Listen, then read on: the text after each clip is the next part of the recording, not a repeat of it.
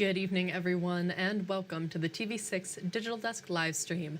My name is Molly Birch, and I'll be taking you through a recap of today's headlines. This stream runs every night starting at 8/7 Central Time from Sunday to Thursday. You can find us streaming on both Facebook and YouTube, whichever platform you'd prefer. Feel free to comment and ask any questions you have in the chat as you feel like it. I'll do my best to answer your questions as we go and after the stream as well. With all of that business out of the way, let's take a look at our first story for tonight. Pictured Rock's National Lakeshore is welcoming campers for the summer. Campgrounds opened on May 15th.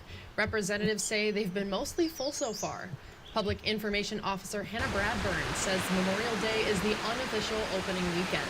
She says there will likely be lots of people swimming and hitting the trails. We have three main drive-in campgrounds here at Pictured Rock. So we have the one that we're at right now, Hurricane River. We also have 12 Mile Beach Campground and Little Beaver Campground, which is right outside of the Beaver Basin Wilderness. So that's our smallest campground. 12 Mile is going to be our campground with the most sites, and then this one has somewhere in between. Bradburn says you can reserve a campsite for summer through recreation.gov. You can find a link to that on our website. And a new program will help Michigan organizations apply for environmental grants. The Climate Justice Challenge set aside up to $11 million to help communities apply for federal EPA funding. If successful, community organizations could see $10 to $12 million in EPA funding. Governor Whitmer's chief infrastructure officer says the program allows Michiganders to take the lead in fighting climate change. As Michiganders living our lives every day, the opportunity is to not only meet our own healthy climate goals, but to lead the world and help export our technology, create jobs right here at home. Applications close July 1st. And Munising boaters learned boating safety today to prepare for their summer recreation. United States Coast Guard members visited the Munising Bayshore Municipal Marina to offer boaters safety tips. They talked about how to be prepared before going out on the water. A Coast Guard petty officer says it's National Safe Boating Week, He says the U.S. Coast Guard has been educating boaters annually since 1957. Your life jackets, your sound-producing device, your distress signals, having a float plan, like knowing where you're going to be going and making sure somebody shoreside knows where you're going before you leave, knowing your weather. Coming up on your TV6 Late News, TV6's Audrey Stetson tells us what weather conditions to avoid when going out to the water. And Yoopers battled on the court for the coveted Gus Macker trophies. The nationwide street basketball tournament made its first ever stop in Gwinn this weekend. TV6's Julia Seitz talked with players about their love for Macker tournaments.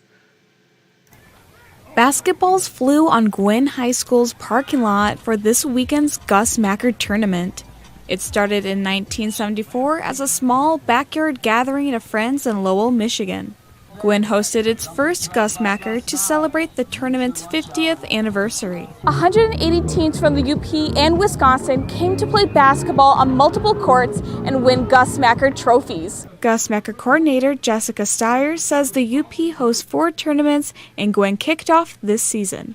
I'm very excited to be able to bring it here to Gwinn. It means so much for this community, the businesses around here, the Gwinn High School, and all of our athletes around here are going to definitely benefit from having it here. Players cooled down between games at the food trucks. Teams played 4-on-4 games and the Toilet Bowl Championship. Jewel Killonen and Rowan Corcoran from Ishpeming played in a championship. It can be nervous, and it can also be really fun. They've been playing basketball since 3rd grade and hope to win first place.